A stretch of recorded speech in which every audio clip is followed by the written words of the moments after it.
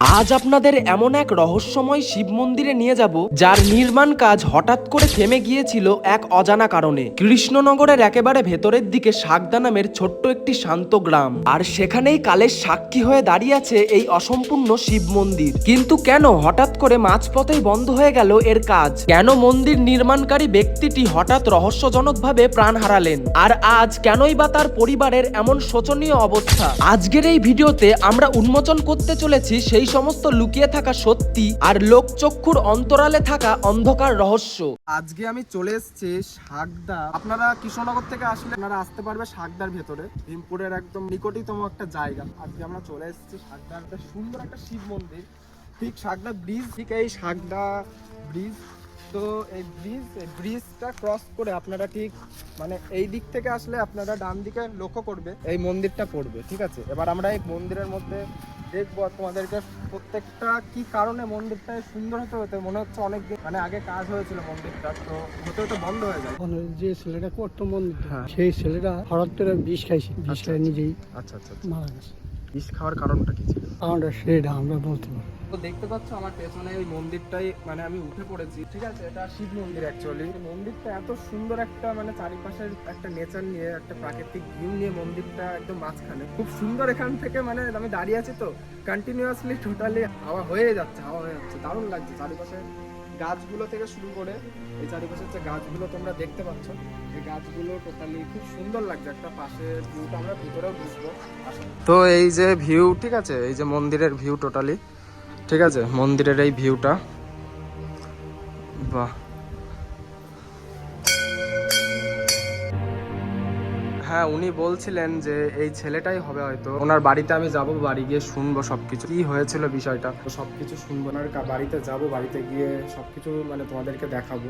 তো দেখতে পাচ্ছ চারিপাশে মাঠ, হ্যাঁ, চারিপাশে মাঠটাও মানে তোমরা বাড়ি দেখতে পারবে না, শুধু মাঠ। ওই জন্য খুব সুন্দর একটা জায়গায় এই মন্দিরটা পুরো আছে।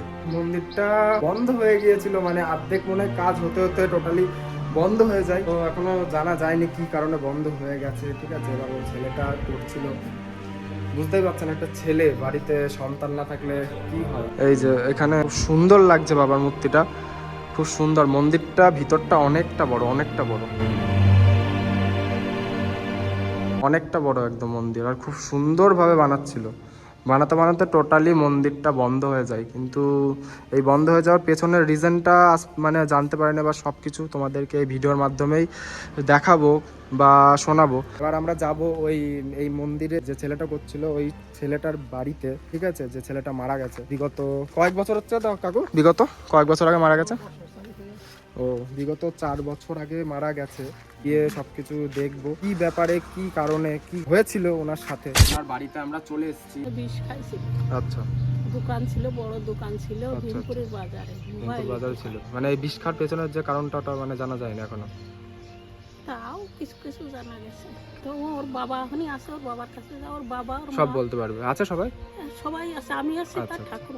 আচ্ছা আচ্ছা, ঠাকুমা। নাতি ছেলে ছিল। একটা সন্তান থাকা মানে আপনারা বুঝুন, একটা সন্তান বলতে গেলে বাবার পরে একটা ছেলেই কিন্তু হয় তার বটগাছ মাথার উপর, আপনারা বুঝতেই পাচ্ছেন। তো এরকম ভাবে কেউ ভুল ডিসিশন মানে ভুল রাস্তা খুঁজে নিও না কেউ, ঠিক আছে। এমন কিছু করো লাইফে, যা কষ্ট সব কিছু ভুলে যাও, লাইফে নিজের মতো নিজের পায়ে দাঁড়াও, দেখো শান্তি পাবে। আমার বাবা ঘুমাচ্ছিলেন, এবার জানি না, এবার উঠলে ডাকলে উঠবে ঘুমায়নি তো, তাহলে। এবার স্নান করাইয়ে কেমন খাইয়ে বিষ খাই শুয়ে আচ্ছা থাকে। আচ্ছা ওই পিড়েই পায়খানা করবে, পিচ্চা ফেলবে, আচ্ছা, তাহলে ওনার খাবে, কাছে স্নান করানো সবই বাড়ির লাগে, সবই ওখানে, সবই ওখানে মানে নিচে totally- লাগ মানে এই মাজাতে এইখানে কি বল নেই। আচ্ছা, দেখভাল কে করে, দেখভাল কে করে তাহলে? ওর মা আসে, বিটার বউ আছে। আচ্ছা আচ্ছা আচ্ছা আচ্ছা। বিয়ে করেছিল ছেলেটা? ছেলেটা বিয়ে করেছিল, একটা মেয়েও আছে। মেয়েটার তাহলে এরকম ভাবতে পারছেন, এটা কেমন একটা প্যাথেটিক বিষয়। মানে তো আপনার নামটা কি? আমার নাম মনোবীজ বলে। মনোযোগ দিন। তো আপনার এরকম যে মানে সিচুয়েশন, তো কবে থেকে তাও ওটা? মানে ডাক্তার দেখাচ্ছেন তো একদম ঠিকভাবে? ডাক্তার চিকিৎসা চলছে তো? চিকিৎসা করতে না, এটা কেন করলেন তাও, মানে আর্থিক দিক থেকে বা?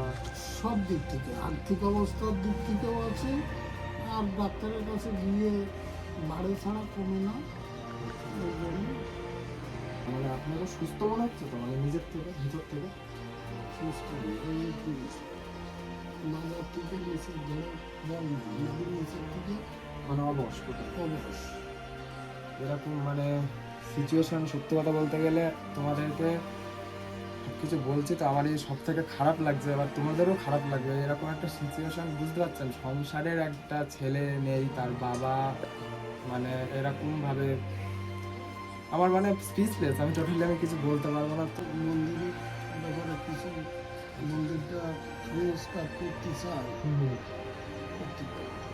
আচ্ছা আচ্ছা, মানে উনি বলছেন যে কেউ যদি এই মন্দিরটা মডিফাই করতে চান অবশ্যই আপনাদের সামর্থ্য অনুযায়ী কিছু ডোনেশন করুন। আমরাই হচ্ছে একসময় মন্দিরটার মানে সব কিছু ভালোভাবে করব। আপনাদের সহযোগিতা সবসময় থাকবে, আপনারা ডোনেশন করবেন। তো এই ভিডিওটা ডোনেশনের জন্য আমি বলছি না, খারাপ লাগছে আমার, মানে টোটালি করবো, কথা বলতে গিয়ে আমার কথা আটকে যাচ্ছে, আমার আর কিছু বলার নেই। তো দেখাবো অন্য কোনো ভিডিওতে। ভালো থাকবে, সুস্থ থাকবে আর নিজেদের খেয়াল রাখবে।